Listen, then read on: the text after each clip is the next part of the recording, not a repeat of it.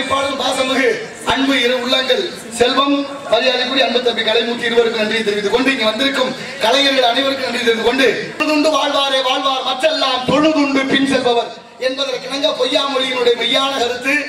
இன்னும் வருங்காலங்களிலே விவசாயிகள் மட்டும்தான் நல்லபடியா வாழ முடியும். வேளாண்மையை கைவிட்ட எல்லா நாடும் பிச்சை எடுக்குது. அதனால விவசாய நிலங்கள் வைத்திருக்கிற கையகமா இருந்தாலும் விட்டுறாம பத்திரமா வச்சு ஏதோ ஒரு மண்வெட்டி வச்சாரு கொத்தி எதையாவது ஒன்று விளைய வச்சுக்கிட்டே இருக்கணும். அந்த விளை பொருள்களுக்கு ஒரு நேரம் தங்கத்தை விட கூடுதலான விலை அமையும். இருந்தாலும் இந்த பாட்டி எப்படி எழுதியிருக்காரு பாருங்க கவிஞர். மணப்பாறையில போய் மாடு வாங்கி, மணப்பாறையில மாடு வாங்கினா அங்கேயே கலப்பாங்க, மாயவரத்துல போய் கலப்ப வாங்கி, சரி மாயவரத்துல கலப்பாங்கன்னா விதை நெல் அங்க வாங்கப்படாதா, ஆத்தூர்ல போய் கிச்சிலி சம்பா விதை நெல்லாம் பேர் வச்சுட்டாரு பாருங்க. கிச்சிலி சம்பா விதை நெல் வாங்கி சரி வாங்கி அந்தந்த ஊர்ல அது ஊர்காரில் வச்சு விவசாயம் பண்ணாரு. அதை விளைய வைக்கணும்னா மதுரை சில்லா ஆளை வச்சு விதைச்சி அறுத்து களத்து மேட்டு கொண்டு போய் அங்க வைக்க கூடாதான். எங்க கொண்டு போன பொதிய ஏற்றி பொள்ளாச்சிக்கு போக சொல்லியிருக்காரு. பொதிய ஏற்றி பொள்ளாச்சிக்கு போனா சரி பொள்ளாச்சி ஆவாதி கிட்ட விற்க வச்சானு அதானே. பொள்ளாச்சிக்கு போனதுக்கு அப்புறம் விருதுநகர் ஆவாதி கிட்ட விற்க. அதெல்லாம் பாட்டு எப்படி எழுதியிருக்கான் பாருங்க. மாவட்ட ஒற்றுமை, இந்த ஒற்றுமை நீங்கினால் அனைத்தும் தாழ்வு என்பதற்கு உயர்வான வார்த்தைகளை சொல்லி இந்த பாட்டெல்லாம் பாட்டு வருது. எங்க உலகம் போற போக்க நினைக்கிற போது புள்ள பெத்தவ சொல்ல கேட்கலையே. 5 வயசுல புள்ள சொல்றேன் எங்க அப்பா ரொம்ப தங்கமானவர், எங்க அப்பா மாதிரி அப்பாவை பார்க்க முடியாதுங்கிறேன். 10 வயசு ஆனவன்னு சொல்றேன் எங்க அப்பா நல்லவர் தான், இருந்தாலும் அப்பா கத்துவாருங்கிறேன். அப்புறம் 15 வயசுல அம்மாட்ட போய் சொல்றேன் அம்மா உன் வீட்டுக்காரர் சொல்லி வை, தேவையில்லாம நம்ம விஷயத்துல தலையிடுறாங்க. அப்புறம் 20 வயசு ஆனோட தலையில அடிச்சுக்கிறேன், எப்படிமா அந்த ஆளை கட்டிட்டு போவோம். ஐயோ அவங்க 2 பேரும் பேர பத்தி எடுக்க போறா, இவங்க தலையில அடிச்சுட்டு. அப்புறம் அதை விட இன்னொன்னு பாருங்க, 30 வயசு ஆனோன்னு அவன் சொல்லுவான் பாருங்க எங்க அப்பாவோட பேசுறதே இல்லைங்க. ஏப்பா எது செஞ்சாலும் குத்தம்ங்கிறாரு, தூசு மாதிரி பேசுறாங்க. மண்டையில முடி வெடிக்கிறாங்கன்னா கோடு போட்டு ரோடு போட்டு நாகரிகமா இருக்கு, பண்பாடு அதுக்கு பேரு. நான் கேட்கிறேன் அறிவார்ந்த என் தமிழ் சமூகம் பதில் சொல்லுங்க. கோடு போட்டதுனால அறிவு வளர்ச்சி அடைந்தா இல்ல ஒருவேளை வருமானம் வருதா? ஒரு கன்றாவையும் இல்ல. சுய அலங்காரம் என்பது முக அழகை காட்டுவதற்கு அலங்கோலம் மாத்திடுறாங்க. கேட்டா நாகரிகம்னு ஒத்த வார்த்தை. ஆனா அவங்க ஒன்னாலும் பரவாயில்லைங்க. ஒரு சின்ன பிள்ளைய கூட்டிட்டு போய் அவங்க அம்மா கோடு கூட்டிட்டு வரா. எதுக்கு அந்த கோடு அந்த தாய்க்கு தெரியாது, அந்த பிள்ளைக்கு தெரியாது. எப்படி ஆயிப்போச்சு நம்ம நிலைமை, நம்ம கலாச்சாரம், நம்ம எப்படி நாகரிகங்கள்ல எத்தனை தொலைச்சிருக்கிறோம், என்னென்ன வச்சிருக்கோம், ஏன் இந்த சிந்தனை நமக்கு வரவில்லை? எப்பொழுது நமக்கு வரும்? அப்புறம் அவனுக்கு கல்யாணம் ஆகி 40 வயசான பிள்ளை ஊட்டி வந்துருமா? அப்ப சொல்லுவா பாருங்க ஏண்டாத பாடுபட்டு அந்த காலத்துல அவளை வறுமையிலையும் எங்களை எல்லாம் எங்க அப்பா எப்படி வளர்த்தாரு தெரியுமா? எங்க அப்பா மாதிரி அப்பாவை பார்க்க முடியாது. எப்ப 40 வயசுல 5 வயசுல சொன்ன வார்த்தையை திரும்ப கேட்க 35 வருஷம் இடைவெளி தேவைப்படுது. இது யதார்த்தம், இது வாழ்க்கை. இக்கரைக்கு அக்கறை பச்சை, கொஞ்சம் அக்கறையோட இருந்தா இக்கரையும் பச்சை. என்ன சொல்லணும், உப்பு கூட தாய்மார்களே, உப்பு கூட நம்ம கிட்ட உப்பா இல்ல. ஒரு நேரம் கடற்கரையில இருந்து வண்டியா உப்பு வண்டி வித்துச்சு தெரியுமில்ல உங்களுக்கு. அப்ப வண்டியில கொண்டு வித்த உப்பை வாங்கி சாப்பிட்ட வரைக்கும் நமக்கு எந்த சீட்டும் இல்லை, எந்த நோயும் இல்லை. அதே உப்பை பெரிய முதலாளி கொண்டு போனேன், அதை சந்தைப்படுத்தினார்கள். அந்த சந்தைப்படுத்தின உப்பு கொஞ்சம் அழுக்கா இருக்கவும் அதை வெள்ளையாக்க நினைச்சாங்க. அதை வெள்ளையாக்குறதுக்கு சும்மா தண்ணியில போட்டு கழுவல, ரசாயன வேதி பொருள்களை ஊத்தி கழுவினார்கள். அந்த ரசாயன பொருள்களை ஊத்தி எதுன்னு சொல்றது, நம்ம வீட்டு டாய்லெட்டை கழுவுறது, டைல்ஸ் தரையை துடைக்கிறது, எத்தனை கெமிக்கல் இருக்கு, அது மாதிரி கெமிக்கலை ஊத்தி உப்பை கழுவுனாங்க. உப்பை கழுவிட்டு அதை அப்படியே கல் உப்பா கூட விற்கல, அதை தூளாக்கி கடையில சால்ட்டுன்னு வாங்கி போடுறோம், நைஸ் உப்புன்னு பையில அடைச்சு சும்மா விற்கல. என் அன்பார்ந்த தாய்மார்களே, அதுல அயோடின் என்ற நச்சு கலந்திருக்கு. அயோடின் என்ற நம்மளை மெல்ல மெல்ல கொள்ளும் வேதி பொருள் கலந்திருக்கு. எந்த கடையிலையும் அயோடின் கலக்காத உப்பு வாங்க முடியாது. நமக்கு இருக்கிற அத்தனை சீக்குக்கும் காரணம் உப்பு தான். பெண்களுக்கு தைராய்டு நோய், கர்ப்பப்பை புற்றுநோய் 100க்கு 90% பெண்களுக்கு தமிழ்நாட்டில் ஒரு பக்கம் மார்பகம் இல்லை. என்னன்னு தெரியுமா? புற்றுநோய். எதனால வந்துச்சு, ஏன் வந்துச்சு, அதை பத்தி சொல்றதுக்கு ஒரு ஆள் உண்டா? எப்படியாவது தனக்கு தேவையானதை கலந்து கொள்வதற்கு மட்டும் பசப்பான வார்த்தைகள் பேச அந்த நாட்டில் ஆள் உண்டு. ஆனால் எதிர்கால சந்ததிகளுடைய வாழ்க்கை என்னன்னு சிந்திச்சு பதில் சொல்ல எவன் இருக்கான்னு சொல்லுங்க பாப்போம். இல்ல யாரும் இல்ல. அப்ப எப்படி இருக்கணும், நம்ம எவ்வளவு தெளிவா இருக்கணும். உப்பு கூட உப்பா இல்லை இந்த நாட்டுல தெரியுமா உங்களுக்கு? 3 வயசு பிள்ளைக்கு நாக்குல புற்றுநோய். 3 வயசு குழந்தை செய்த தவறு என்ன? பெத்த குழந்தை 3 வயசு பிள்ளைக்கு நாக்குல புற்றுநோய்னா என்னன்னு மருத்துவ பரிசோதனை பண்ணா குடிச்ச தாய்ப்பால் நஞ்சா போச்சு. தாய்ப்பால் ஒண்ணுதான் உத்தமமாக உறுதியா இருந்தது, நிலையா இருந்தது, உண்மையா இருந்தது. அந்த தாய்ப்பால் நஞ்சா போச்சுன்னா என்ன அர்த்தம்? அந்த அம்மா சாப்பிட்ட சாப்பாடு நஞ்சா போச்சு. உங்களுக்கு உண்மையான ஒரு ஆதரவு இல்லவா? கடந்த 8 மாதத்துக்கு முன்னால நம்ம இந்தியாவில் உள்ள உத்தரப்பிரதேச மாநிலத்துல 111 பச்சை குழந்தைகள் இறந்திருக்கு. 111 பச்சை பிள்ளைகள் இறந்து போச்சுன்னு ஒரு தனியார் நிறுவனம், ஒரு பெண்ணு தன்னார்வலர் என்ன பண்றாரு, எல்லா குழந்தையும் சோதிக்கிறாங்க, பரிசோதனை பண்றாங்க. பரிசோதனை பண்ணுனா 111 பச்சை குழந்தைகளும் பூச்சிக்கொல்லி மருந்தாலும் செத்து போச்சு. சின்ன பிள்ளைகளுக்கு பூச்சிக்கொல்லி மருந்து எப்படி போயிருக்கு யோசிங்க. அறிவார்ந்த தமிழ் சமூகம் யோசிங்க. உடனே அந்த தாய்மார்கள் எல்லாம் பரிசோதனை பண்றாங்க. தாய்மார்கள் எல்லாம் பரிசோதனை பண்ண உடனே தாய்மார்கள் ரத்தத்துல பூச்சிக்கொல்லி மருந்து கலந்துருக்கு. சரி, பிள்ளைய பத்த தாய்மார்கள் பூச்சிக்கொல்லி மருந்து வேணும்னு குடிச்சாங்களா? நம்ம நினைச்சு பார்ப்போமா? நடக்குமா? அது இல்ல. அப்ப என்ன நடந்துச்சு? நம்ம விவசாயம் பண்றதே விளை நிலங்கள் சீக்கிரம் அரிக்கணுமே ஆசைப்பட்டு அடி உரம், களை கொல்லி, ரசாயன உரங்களை கொட்டி கொட்டி கொட்டி 1 4 ஆகி 4 8 ஆகி 8 16 ஆகி அரிசியில 32 மடங்கு அந்த விஷம் ஏறிடுச்சு.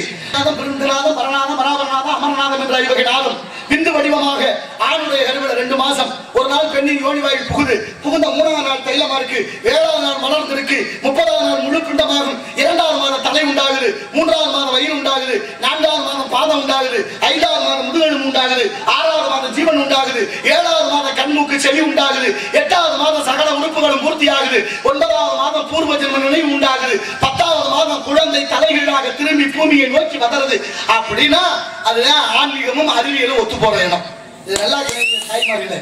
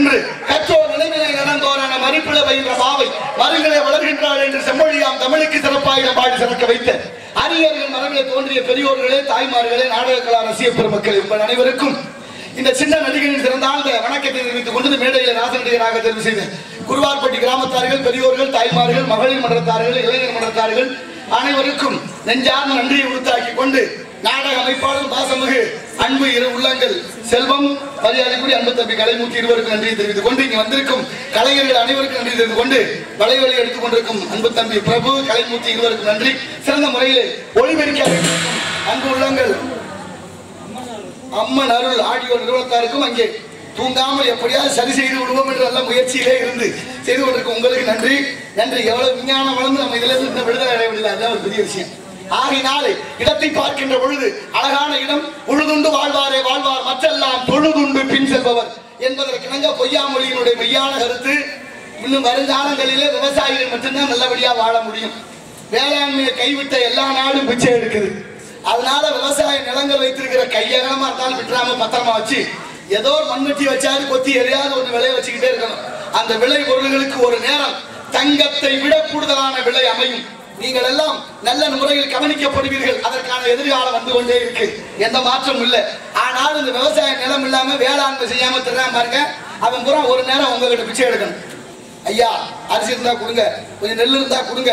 நான் சொல்றேன், சொன்னார்ல அழகா 2000 வருஷத்துக்கு முன்னாடி உழுதுண்டு வாழ்வாரே வாழ்வார் மற்றெல்லாம் தொழுதுண்டு பொய்யா தெரியுதான் பின்னாலேயே. உங்களை மாதிரி உண்டுமா? அவர் மாதிரி நடக்குமா? அவர் தான் இந்த நாட்டுல பெரிய ஆளு, அவர் தான் நல்லவர், அவர் தான் நல்லவர். அத்தனைக்கும் பொருத்தம் இல்லாதவனா இருக்கேன். எங்க போய் சொல்ல. ஆனாலும் ஒரு கூட்ட பின்னாலேயே பொய்யா புகழுரையா உயர்த்தி கொண்டே இருக்கிறது. இருந்தால் இந்த வேளாண்மை எவ்வளவு உயர்ந்தது என்பதற்கு எத்தனையோ எடுத்துக்காட்டு இருக்கிறதுக்கு. இருந்தாலும் விதை நெல்லை பத்தியெல்லாம் பல பாடல்கள் இருக்கு. பொண்ணு விளையிற பூமியில ஒரு பாடு விவசாயத்தை கவனித்து செய்வோமடா. உண்மையா உழைக்கிற நமக்கு எல்லா நன்மைகளும் நாடி வந்து கூடுமடா.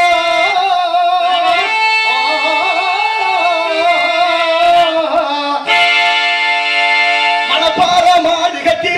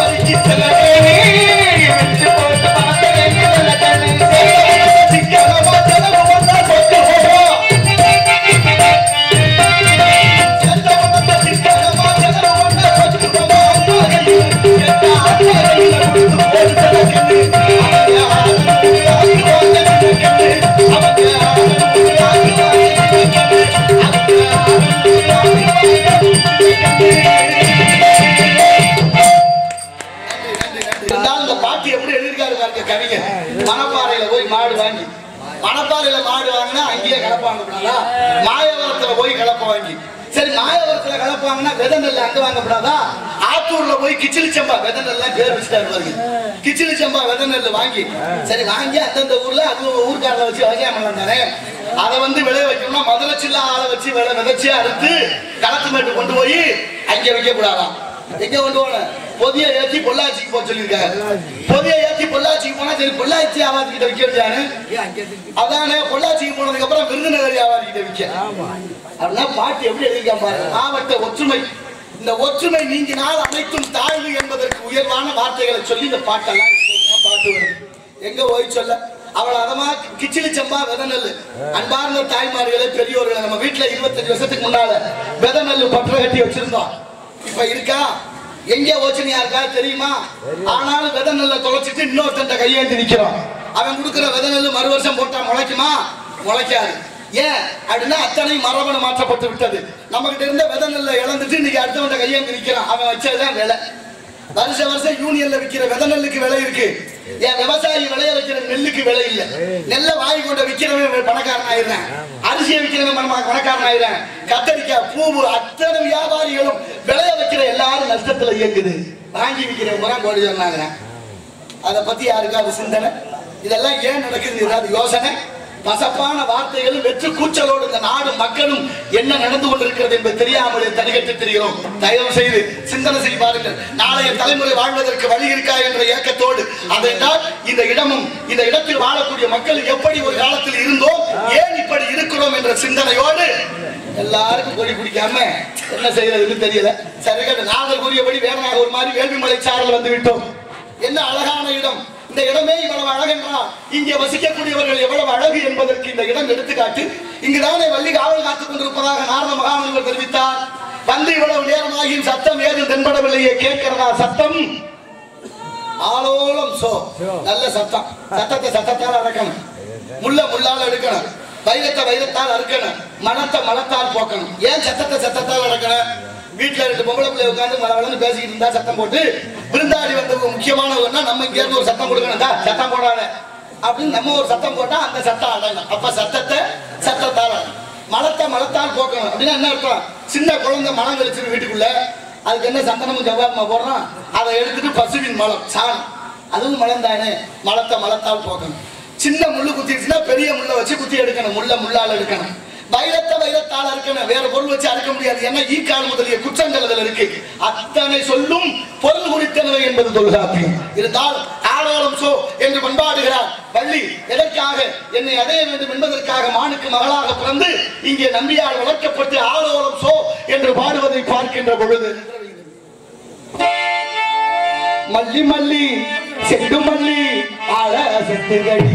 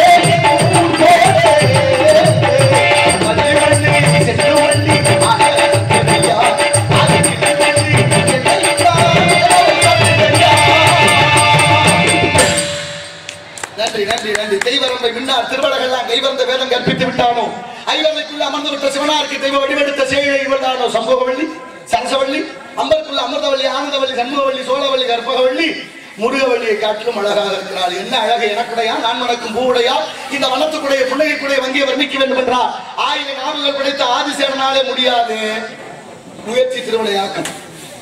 விலங்குகள் காட்டுக்கெல்லாம் விலங்கு, காட்டுக்கெல்லாம் ராசா சிங்கம், சிங்கம் தானே சிங்கம் ஒண்ணு இருந்தா போதும், மற்ற விலங்குகள் அதுக்கு அடிமை. இப்ப சிங்கம் பாருங்க வெளியில போய் வேட்டையாடி சாப்பிடுறத விட்டுவிட்டு உணவு நம்ம எல்லாம் இப்ப பாருங்க பதிவு பண்ணி வாங்குறோம்ல, அங்கங்க சொமோட்டோ ஸ்விக்கி என்னென்னமோ வந்துருச்சா இல்லையா? அது மாதிரி சிங்கம் என்ன பண்ணுது, ஒரு அனுமதி சாப்பாடு கொண்டு வர சொல்லி ஏற்பாடு பண்ணுது. யாருக்கிட்ட சொல்லுது? நரிய கூப்பிட்டு சொல்லுது, வா நீ போய் நான் சாப்பிட்றதுக்கு நல்ல உணவா பார்த்து கொண்டு வந்துச்சு.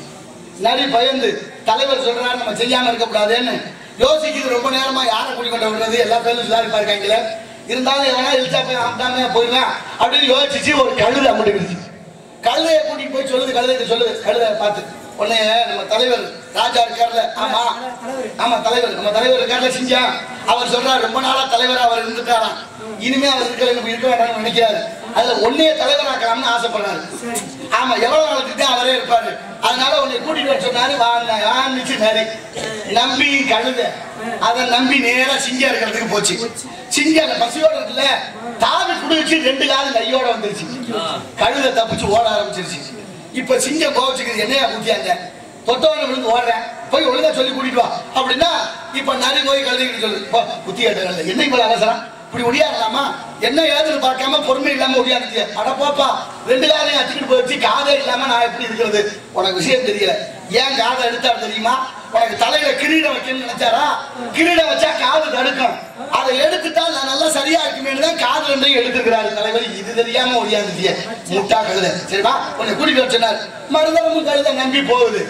இப்ப சிங்கம் ஏற்கனவே கோபத்துல இருக்கு, கிட்ட போச்சு பாருங்க கழுத. கழுதை எட்டி பிடிக்க சிங்கம் தாவிச்சு, தப்பிச்சு போயிடலாம்னு கழுதை திரும்பிச்சு வாழை மாட்டிக்கிச்சு. வாழை மாட்டினதோட இல்ல, கழுதையோட வாழை அந்தே போச்சு.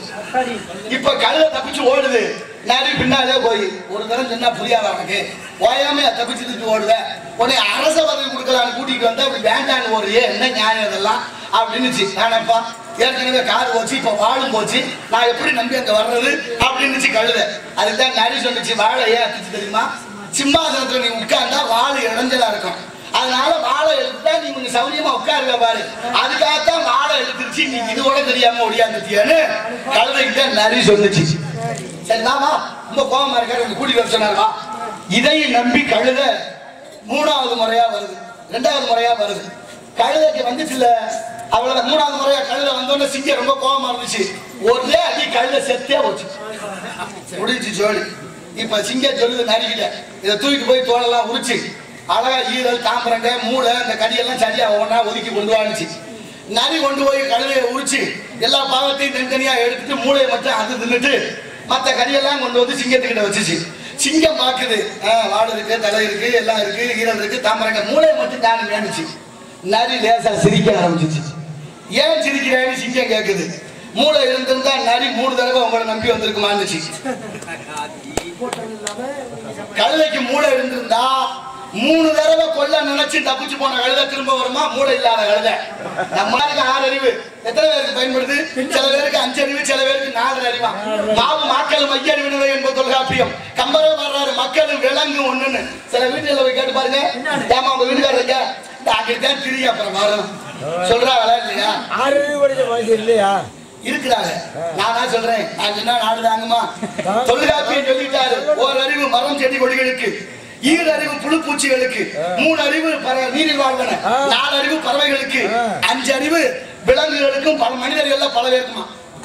அப்ப 6 அறிவு யாருக்குமே இல்லையா? ஒரு சிலருக்கு தான் சொல்லப்படுது. நான் என்ன செய்ய, சோத்துல உப்பு இல்லைன்னா தெரியுது. நல்ல கேள்விதான். 6 அறிவு இருக்கிறதுனாலதான் கேட்கிறோம்.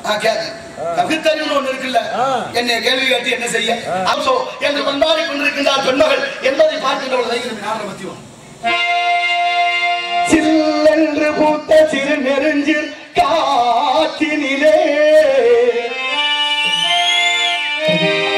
நில்லென்று கூறி நிறுத்தி வழி போனாலே நின்றது போல் நின்றால் நெடுந்தூரம் பறந்தால் நிற்குமோ நிலைக்குமோ நெஞ்சம் மனம் பெறுமோ வாழ்வே.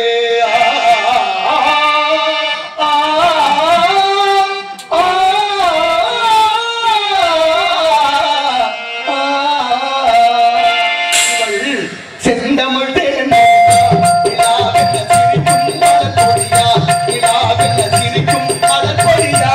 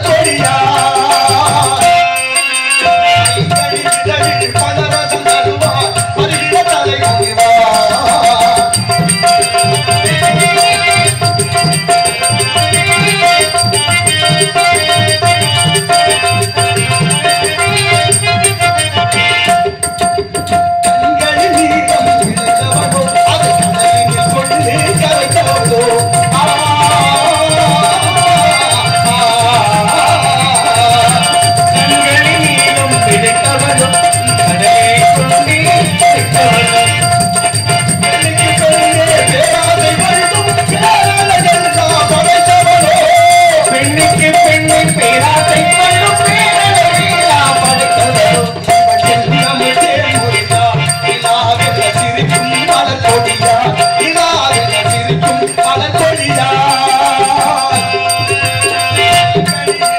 பழரசம் தருவார் பருகிட தலை முடிவா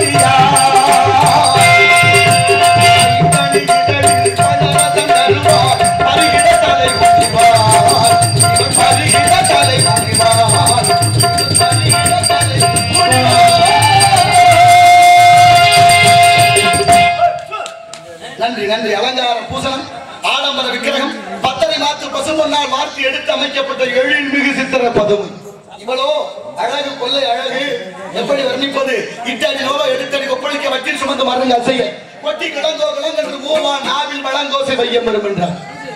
தமிழ்ல பேர் இல்ல, தமிழ்ல எதுவும் இல்ல. தமிழ் உள்ளத்த லட்சணம் எப்படி தெரியுமா? எப்படி தாமதமா வந்தா என்ன சொல்றோம்? யாராவது ஒருத்தர் தாமதமா, நம்மளே நாடக வண்டி தாமதமா வந்தா ஊருக்கார கோவப்படுவாங்க. ஆனா தாமதமா வர்றதுக்கு என்ன பேர் சொல்றோம்? லேட்டுங்கிறோம். லேட்டுனா என்ன அர்த்தம்? லேட்டுனா என்ன அர்த்தம்? ஐயா 6 அடியோட இருக்கேன். லேட்டுனா என்னங்க ஐயா? லேட்டுனாக்க கொஞ்சம் தாமதமாகுதுன்னா லேட்டுங்கிற வார்த்தைக்கு என்ன அர்த்தம்? செத்து போனவங்கள சொல்ற வார்த்தை தெரியுமா? வேகமா கேட்டீங்க 6 அறிவு இருக்காங்க. இப்ப லேட்டுங்கிற அப்பதான் 6வது அறிவை போட்டு வந்திருக்காரு. லேட்டுன்னா என்ன அர்த்தம்? செத்து போனவங்களுக்கு சொல்ற வார்த்தை. அப்ப லேட்டுன்னு சொல்லக்கூடாதுல்ல? அப்ப எப்படி சொல்லணும்? காலம் தாமதமா வந்தீங்களே, ஏன் காலம் கடந்து வர்றீங்க, நேரத்தை ஏன் தாண்டி வர்றீங்க? வள்ளுவர் கூட 133 அதிகாரத்துல காலம் அறிதல்னு ஒரு அதிகாரம் வச்சார். இந்த நாட்டுல தான் பெரிய பெரிய அதிகாரிகள் லேட்டுங்கிற காரணம் என்ன? நம்ம நாட்டுல தமிழ் வளர்த்த லட்சணம் எந்த வயசு இல்ல. ஆனாலும் ஒரு போக்க நினைக்கிற போது புள்ள பெத்தவ சொல்ல கேட்கலையே. 5 வயசுல புள்ள சொல்றேன் எங்க அப்பா ரொம்ப தங்கமானவர், எங்க அப்பா மாதிரி அப்பாவை பார்க்க முடியாதுங்கிறேன். 10 வயசு ஆனவன்னு சொல்றேன் எங்க அப்பா நல்லவர் தான், இருந்தாலும் அப்பா கத்துவாருங்கிறேன். அப்புறம் 15 வயசுல அம்மாட்ட போய் சொல்றேன், அம்மா உன் வீட்டுக்காரன் சொல்லி வை, தேவையில்லாம நம்ம விஷயத்துல தலையிடுறாங்க. அப்புறம் 20 வயசு ஆனோட தலையில அடிச்சுக்கிறேன், எப்படிமா தலை கட்டிட்டு போவோம் பண்ண. ஐயோ அவங்க 2 பேரும் பேரம் பேச்சு எடுக்க போறா, இவங்க தலையில அடிச்சுட்டு. அப்புறம் அதை விட இன்னொன்னு பாருங்க, 30 வயசு ஆனோன்னு அவன் சொல்லுவான் பாருங்க, எங்க அப்பாவோட பேசுறதே இல்லைங்க. ஏப்பா எது செஞ்சாலும் குத்தம் தூசு மாதிரி பேசுறாங்க. மண்டையில முடி வெடிக்கிறாங்கன்னா கோடு போட்டு ரோடு போட்டு நாகரிகமா இருக்கு, பண்பாடு அதுக்கு பேரு. நான் கேட்கிறேன், அறிவார்ந்த என் தமிழ் சமூகம் பதில் சொல்லுங்க. கோடு போட்டதுனால அறிவு வளர்ச்சி அடைந்தா இல்ல ஒருவேளை வருமானம் வருதா? ஒரு கன்றாவையும் இல்ல. சிகை அலங்காரம் என்பது முக அழகை காட்டுவதற்கு அலங்கோலம் பத்துறாங்க. கேட்டா நாகரிகம்னு ஒத்த வார்த்தை. ஆனா அவங்க ஒன்னாலும் பரவாயில்லைங்க. ஒரு சின்ன பிள்ளைய கூட்டிட்டு போய் அவங்க அம்மா கோடு கூட்டிட்டு வரா. எதுக்கு அந்த கோடு அந்த தாய்க்கு தெரியாது, அந்த பிள்ளைக்கு தெரியாது. எப்படி ஆகிப்போச்சு நம்ம நிலைமை, நம்ம கலாச்சாரம். நம்ம எப்படி நாகரிகங்கள்ல எத்தனையை தொலைச்சிருக்கிறோம், என்னென்ன வச்சிருக்கோம், ஏதாச்சும் ஏன் இந்த சிந்தனை நமக்கு வரவில்லை? எப்பொழுது நமக்கு வரும்? அப்புறம் அவனுக்கு கல்யாணம் ஆகி 40 வயசான பிள்ளை ஊட்டி வந்துருமா? அப்ப சொல்லுவா பாருங்க, ஏண்டாத பாடுபட்டு அந்த காலத்துல அவளை வறுமையிலையும் எங்களை எல்லாம் எங்க அப்பா எப்படி வளர்த்தாரு தெரியுமா? எங்க அப்பா மாதிரி அப்பாவை பார்க்க முடியாதுங்க. எப்ப 40 வயசுல 5 வயசுல சொன்ன வார்த்தையை திரும்ப கேட்க 35 வருஷம் இடைவெளி தேவைப்படுது. இது யதார்த்தம், இது வாழ்க்கை. இக்கரைக்கு அக்கறை பச்சை, கொஞ்சம் அக்கறையோட இருந்தா இக்கரையும் பச்சை. யதார்த்தத்தோடு வாழ்ந்தால் வாழ்க்கை சிறக்கும் என்பதை என் அன்பார்ந்த தாய்மார்கள் புரிஞ்சுக்கணும். ஒண்ணு மட்டும் சொல்லிடுவோம், மற்றெல்லாம் நேரம் இல்ல, வெள்ளிமலைக்கு வர்றேன் அப்ப சொல்லிக்குவோம். ஏன்னா என்ன சொல்லணும், உப்பு கூட தாய்மார்களே, உப்பு கூட நம்ம கிட்ட உப்பா இல்ல. ஒரு நேரம் கடற்கரையில இருந்து வண்டியா உப்பு வண்டி வந்து வித்துச்சு தெரியுமில்ல உங்களுக்கு?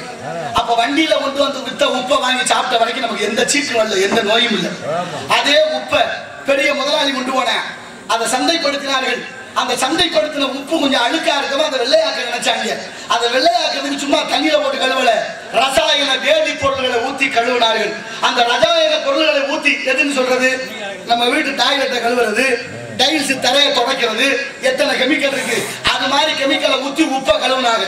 உப்பை கழுவிட்டு அதை அப்படியே கல் உப்பா கூட விற்கல, அதை தூளாக்கி கடையில சால்ட்டுன்னு வாங்கி போடுற நைஸ் உப்புன்னு பையில அடைச்சு சும்மா விற்கல. என் அன்பார்ந்த தாய்மார்களே, அதுல அயோடின் என்ற நச்சு கலந்திருக்கு. அயோடின் என்ற நம்மளை மெல்ல மெல்ல கொள்ளும் வேதி பொருள் கலந்திருக்கு. எந்த கடையிலையும் அயோடின் கலக்காத உப்பு வாங்க முடியாது. நமக்கு இருக்கிற அத்தனை சீட்டுக்கும் காரணம் உப்பு தான். பெண்களுக்கு தைராய்டு நோய், கர்ப்பப்பை புற்றுநோய் 100% பெண்களுக்கு தமிழ்நாட்டில் ஒரு பக்கம் மார்பகம் இல்லை. என்னன்னு தெரியுமா? புற்றுநோய். எதனால வந்துச்சு, ஏன் வந்துச்சு, அதை பத்தி சொல்றதுக்கு ஒரு ஆள் உண்டா? எப்படியாவது தனக்கு தேவையானதை கலந்து கொள்வதற்கு மட்டும் பசப்பான வார்த்தைகள் பேச இந்த நாட்டில் ஆள் உண்டு. ஆனால் எதிர்கால சந்ததிகளுடைய வாழ்க்கை என்னன்னு சிந்திச்சு பதில் சொல்ல எவன் இருக்கா சொல்லுங்க பாப்போம். இல்ல, யாரும் இல்ல. அப்ப எப்படி இருக்கணும்? நம்ம எவ்வளவு தெளிவா இருக்கணும். உப்பு கூட உப்பா இல்லை இந்த நாட்டுல. தெரியுமா உங்களுக்கு? 3 வயசு பிள்ளைக்கு நாக்குல புற்றுநோய். 3 வயசு குழந்தை செய்த தவறு என்ன? பெத்த குழந்தை 3 வயசு பிள்ளைக்கு நாக்குல புற்றுநோய்னா என்னன்னு மருத்துவ பரிசோதனை பண்ணா, குடிச்ச தாய்ப்பால் நஞ்சா போச்சு. தாய்ப்பால் ஒண்ணுதான் உத்தமமாக உறுதியா இருந்தது, நிலையா இருந்தது, உண்மையா இருந்தது. அந்த தாய்ப்பால் நஞ்சா போச்சுன்னா என்ன அர்த்தம்? அந்த அம்மா சாப்பிட்ட சாப்பாடு நஞ்சா போச்சு. உங்களுக்கு உண்மையான ஒரு ஆதரவு இல்லவா? கடந்த 8 மாதத்துக்கு முன்னால நம்ம இந்தியாவில் உள்ள உத்தரப்பிரதேச மாநிலத்துல 111 பச்சை குழந்தைகள் இறந்திருக்கு. 111 பச்சை பிள்ளைகள் இறந்து போச்சேன்னு ஒரு தனியார் நிறுவனம், ஒரு பெண்ணு தன்னார்வலர் என்ன பண்றாரு, எல்லா குழந்தையும் சோதிக்கிறாங்க, பரிசோதனை பண்றாங்க. பரிசோதனை பண்ணுனா 111 பச்சை பிள்ளைங்களும் பூச்சிக்கொல்லி மருந்தால செத்து போச்சு. சின்ன பிள்ளைகளுக்கு பூச்சிக்கொல்லி மருந்து எப்படி போயிருக்கு யோசிங்க. என்ன அறிவார்ந்த தமிழ் சமூகம் யோசிங்க. உடனே அந்த தாய்மார்கள் எல்லாம் பரிசோதனை பண்றாங்க. தாய்மார்கள் எல்லாம் பரிசோதனை பண்ண உடனே தாய்மார்கள் ரத்தத்துல பூச்சிக்கொல்லி மருந்து கலந்துருக்கு. சரி, பிள்ளைய பத்த தாய்மார்கள் பூச்சிக்கொல்லி மருந்து வேணும்னு குடிச்சாங்களா? நம்ம நினைச்சு பார்ப்போமா? நடக்குமா? அது இல்ல. அப்ப என்ன நடந்துச்சு? நம்ம விவசாயம் பண்றதே விளை நிலங்கள் சீக்கிரம் அழிக்கணும்னு ஆசைப்பட்டு அடி உரம், களைக்கொல்லி, ரசாயன உரங்களை கொட்டி கொட்டி கொட்டி 1 4 ஆகி 4 8 ஆகி 8 16 ஆகி அரிசியில 32 மடங்கு அந்த விஷம் ஏறிடுச்சு. அதை சாப்பிட்டு அந்த தாய்மார்களுக்கு ஒண்ணும் பண்ணல, பச்சை பிள்ளைகள் தாங்காம செத்து போச்சு. நாளைக்கு நம்ம பிள்ளைங்க நல்லா இருக்கணுமா வேண்டாமா? தயவு செய்து ரசாயன உரங்களை தவிர்த்து நல்ல உண்மையான நமக்கு இயற்கையான உரங்களான இளைஞர்களை போட்டு விவசாயம் பண்ணுங்க. நாளைய சமுதாயத்தை காப்பாற்ற என் தாய்மார்கள் நினைச்சா முடியும். இங்க இருக்கேன் பூரா கமிஷன் வாங்கிட்டு கையெழுத்து போட்டுருவேன். நீங்க கொஞ்சம் கவனமா இருங்க. அவ்வளவுதான் நான் சொல்ல முடியும். நம்ம என்னத்துக்கு பெரிய இடத்து கொள்ளாப்பு அரமனை கோழி விட்டு அம்மிக்கல்ல உடனே குமுதம் போல் வந்த குமரியே முகுகுமமாச்சி வந்த நல்லவோ மனவண்ணத்திரை கனவு கண்டதோ. குமுதம் போல் வந்த குமரியே மனகுகுமமாச்சி வந்த நல்லவோ மனவண்ணத்திரை கனவு கண்டதோ. தீவேசுடேவத்தில் கை கண்டு கதக்கும் தினகண்ட போதுமாடி தினகரனும் முடிதோ. தீவேசுடேவத்தில் கை கண்டு கதக்கும் தினகண்ட போதுமாடி தினகரனும் முடிதோ. இதயத்தில் உயிரோட்டது, இதயத்தில் உயிரோட்டது, இந்த உலகத்தின் ஒரு கூட்டமே மனதில் ஒரு சாதி நீராய் முத்தாரனே முத்தாரனே. குமுதம் போல் வந்த குமரியே குமமாச்சி வந்த நல்லவோ மனவண்ணத்திரை கனவு கண்டதோ.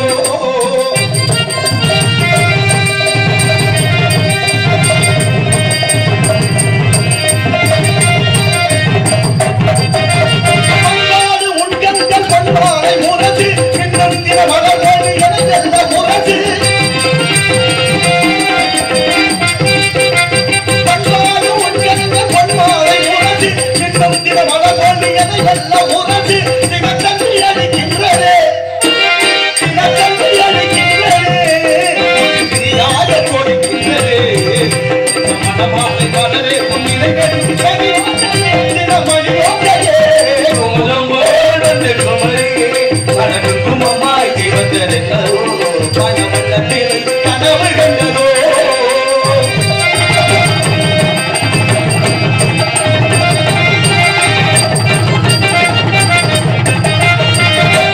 அழகிக்கு நீராறு அழகிய எடை கொண்ட பெண்பாரு அதிக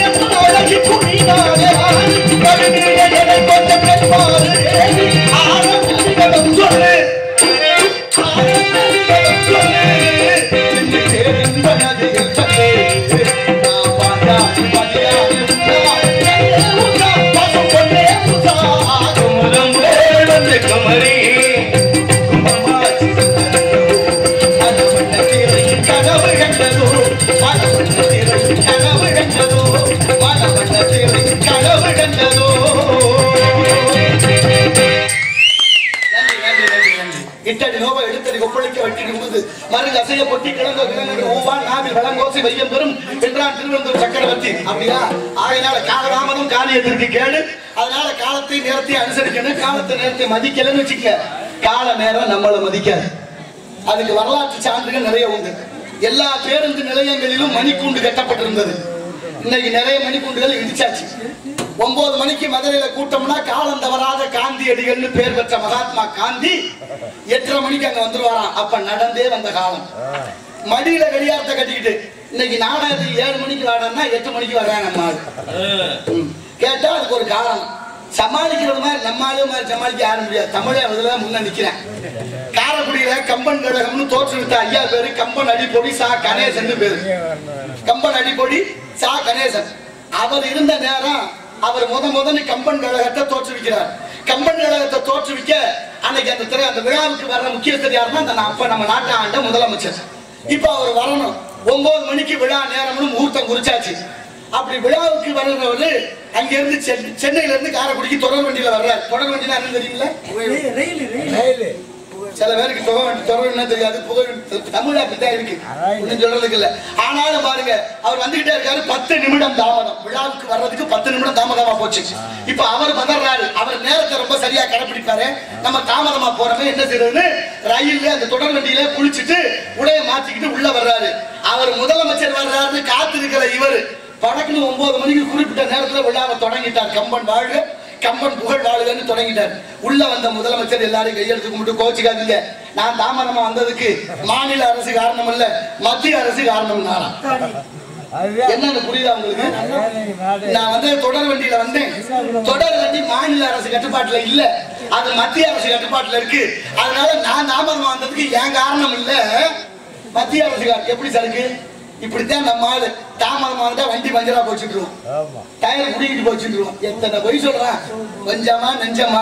சத்தியம் எவ்வளவு முக்கியம். சத்தியத்தை காத்தவர்கள் எல்லாம் எப்படி வாழ்ந்தார்கள் என்பதற்கு நினைவாக எவ்வளவோ இருக்கிறேன். அப்பேற்பட்ட காலம் தவறாத காந்தியடிகள் காலத்தின் அது முகூர்த்த போல குறிச்சி திருமணமோ காதுகுத்தோ கல்யாணம் வச்சா மாமனார்களை எதிர்பார்ப்பாங்க.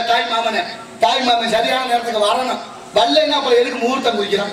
அப்படி முகூர்த்தம் குறிச்சது மட்டும் இல்ல, ஆணும் பெண்ணும் இல்லறம் சேருவதற்கு முகூர்த்தம் இருக்கு. அப்படி பார்த்தா அந்த தலை எந்த குழந்தை நல்ல குழந்தைதான் மண்ணில் பிறக்கையிலே அவர் நல்லவராவது தீயவராவதும் அன்னை வளர்ப்பு நிலை என்ற பொன்மொழி கிழங்க தாயார் நினைச்சா கருவுல புள்ள இருக்கும்போது நல்லவரமா வளர்க்கலாம். ஒரு குழந்தை பிறக்க 12 மாசம் ஆகுது. அப்பா 2 மாசம், அம்மா 10 மாசம், மொத்தம் 12 மாசம். அப்பா 2 மாசம் அந்த வீரியத்தை சுமந்தாத்தேன் அந்த வீரியத்துல குழந்தை உறுதியா பிறக்கும். இன்னைக்கு அப்படியா இருக்கு? பசுமாடு வளர்க்க கூடாதுன்னு சட்டம். பசுமாடு மீறி வளர்த்தா பதிவு பண்ணணும்னு சட்டம். எத்தனை மாடு வச்சிருக்கீங்க அழகர் அப்படி யாரும் எப்படி கேட்கறோம்ல, மாட்டை பதிவு பண்ணி சொல்லிடுறான். இன்னொரு சட்டம் போட்டுருக்கா, எத்தனை பேருக்கு தெரியும்? காளமாடும் பசுமாடும் ஒன்னா சேரக்கூடாதுன்னு சட்டம் நம்ம நாட்டுல இருக்கு. அவங்கள போய் கேளியா என்ன கேட்கிற? காளமாடும் பசுமாடும் ஒன்னா சேரக்கூடாதுன்னு ஏன் போட்டான் சட்டம் தெரியுமா? என் தாய்மார்கள் பெரியவர்களே, நம்ம நாட்டுல வெட்டினரி டாக்டர் சென ஊசி போட ஒரு மருத்துவர் இருக்காரு, மாற்று டாக்டர். அவர் விக்கிற ஊசி இங்க விக்காம போயிடும். அந்த ஊசி விக்கலன்னா என்ன பிரச்சனை? அவன் கொடுக்குற கமிஷனை வாங்க முடியாம போயிடும். அதனால நாட்டு மாடுகள் பிறக்க கூடாதுன்றதுக்கு ஒரு நல்ல திட்டத்தை மறைச்சு காளமாடு வளர்க்க கூடாது, அப்படியே வளர்த்தாலும் காளமாடும் பசுமாடும் சேரக்கூடாதுன்னு சட்டம் போட்டிருக்காங்க. இதெல்லாம் சொன்னா நான் சொல்லாத என்னத்துக்கு நமக்கு? நான் கேட்கிறேன், கல்யாணம் பண்ணி சத்தருங்க, கல்யாணம் பண்ண உடனே பொண்ணு பிள்ளைங்க ஒன்னா சேரக்கூடாதுன்னு சட்டம் போட்டாங்கன்னா என்ன பண்ணுவீங்க? இப்படித்தான் சிரிச்சுக்கிட்டு வேடிக்கை வந்துட்டு போய் என்னத்தை கேட்டா நம்ம இது வரைக்கும் என்னத்தை கேட்டு அழுதால் பெறலாம் அவனை என்ற தத்துவத்தை புரிந்து கொள்ளுங்கள். பின்னைநாதம் பிரிந்துநாதம் பரநாதம் பராபரநாதம் அமரநாதம் என்ற ஐவகை நாதம் பிந்து வடிவமாக ஆணுடைய கருவில 2 மாசம். ஒரு நாள் பெண்ணின் யோனிவாயில் புகுந்த 3ஆம் நாள் தைலமா இருக்கு, 7ஆம் நாள் மலர்ந்து இருக்கு, 30ஆம் நாள் முழு பிண்டமாகும், 2ஆவது மாதம் தலை உண்டாகுது, 3ஆவது மாதம் வயிறு உண்டாகுது, 4ஆவது மாதம் பாதம் உண்டாகுது, 5ஆவது மாதம் முதுகெலும்பு உண்டாகுது, 6ஆவது மாதம் ஜீவன் உண்டாகுது, 7ஆவது மாதம் கண்மூக்கு செவி உண்டாகுது, 8ஆவது மாதம் சகல உறுப்புகளும் பூர்த்தி ஆகுது, 9ஆவது மாதம் பூர்வ ஜென்ம நினைவு உண்டாகுது, 10ஆவது மாதம் குழந்தை தலைகீழாக திரும்பி பூமியை நோக்கி வதருது. அப்படின்னா அதுதான் ஆன்மீகமும் அறிவியலும் ஒத்து போற இடம். இது நல்லா தாய்மார்களே, 6ஆவது மாசம் கருவில் இருக்கிற குழந்தைக்கு உயிர் வந்துடும். குழந்தைக்கு உயிர் வந்தோடனே 7ஆவது மாசம் வளகாப்பு கொண்டாடுறோம். ஏன்?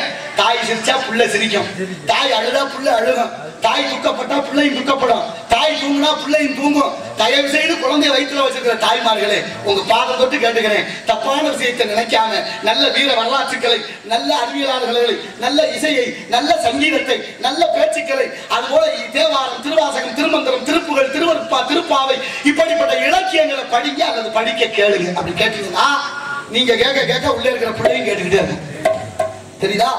அதனால இந்த அறிவியல் ஒத்து போச்சு. எந்த குழந்தையும் அப்படி நீங்க மட்டும் 10 மாசம் அந்த 6வது மாதத்தில இருந்து 10வது மாதம் வரைக்கும் இருந்துட்டீங்கன்னா அந்த குழந்தை நீங்க நினைக்கிறத விட வீரனாகவும் வல்லவனாகவும் உலகத்துல யோக்கியனாகவும் நல்ல பிள்ளையாக பிறப்பான். அறிவியல் ஒத்து போச்சு, ஆன்மீகம் ஒத்து போச்சு. நம்ம என்ன பண்றோம்? வயிற்றுல பிள்ளைய வச்சுக்கிட்டு மாமியால போட்டு தரதை யோசிக்கிறான், பக்கத்து வீட்டுக்காரனோட சண்டை போடுறதை யோசிக்கிறான், 10வது நம்ம வீட்டுக்கு தொலைக்காட்சி போட்டின்னு ஒண்ணு கொடுத்து நாடகம் ஒண்ணு போட்டு சீரியலை பார்த்து அதுல அழுகவும் நீங்க முன்னால உட்கார்ந்து அழுதா பிள்ளையும் அழுகிறேன். யோசிக்கணுமா வேண்டாமா? தயவு செய்து பாருங்கள். நீங்க நினைச்சா எதையும் மாற்ற முடியும். இத்தனை விஷயங்கள் இருக்கு.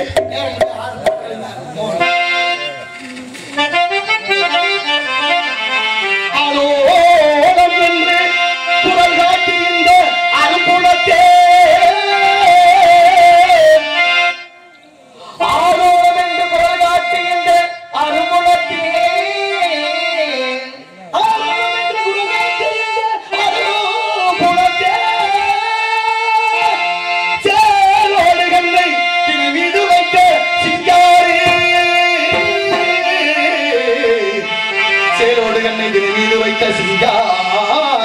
சீக்கிரமா சிங்காரி மணி 5 ஆகி போச்சு. காலோடு கால் சேர்த்து, காலோடு கால் சேர்த்து, காலோடு கால் சேர்த்து, காலோடு கால் சேர்த்து. காலுங்காலுங்க கணக்குல காலுங்காலுங்க இருந்தா அரை நாளி உப்பு, நாளி அப்பு, நாளியான வார்போல். நாளினா படி, கால்படி உப்பு, கால்படி அப்பு. அப்புன்னா தண்ணிக்கு இன்னொரு பேர் இருக்கு அப்புன்னு. இப்ப கால்படி தண்ணி, கால்படி உப்பு, ரெண்டு சேர்ந்து எவ்வளவு வரும்? ரெண்டு சேர்ந்து கால்படி தான் வரும், அரைப்படி வராது. ஏன்னா தண்ணிக்குள்ள உப்பு கரைஞ்சு போச்சுன்னா தண்ணி எந்த அளவு இருக்கோ அந்த அளவு தான் இருக்கும். இதுதான் நமக்கு கத்துக் கொடுத்த சைவ சமயம். இந்த நாட்டுல இவ்வளவு ஆன்மீகங்கள் இருக்கு, அவ்வளவு இருக்கு. அப்படின்னா என்ன அர்த்தம்?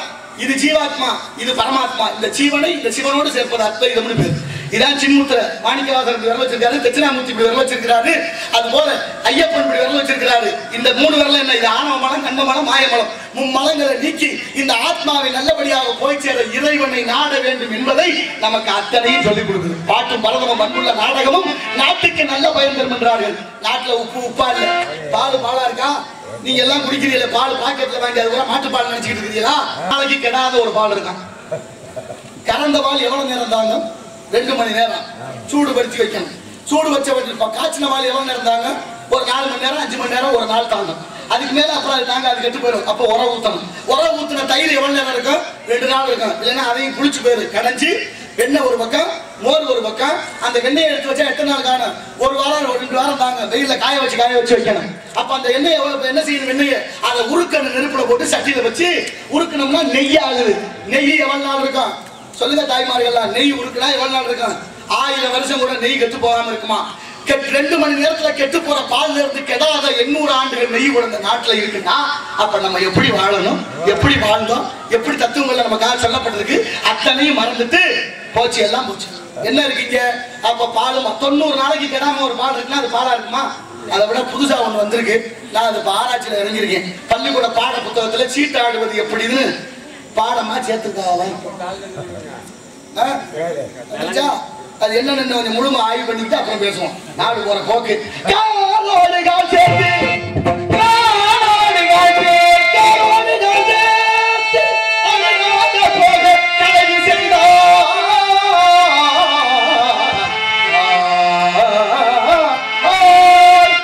பாலோடு சேர்ந்த, பாலோடு சேர்ந்த பழம் போல் திட்டிக்கும்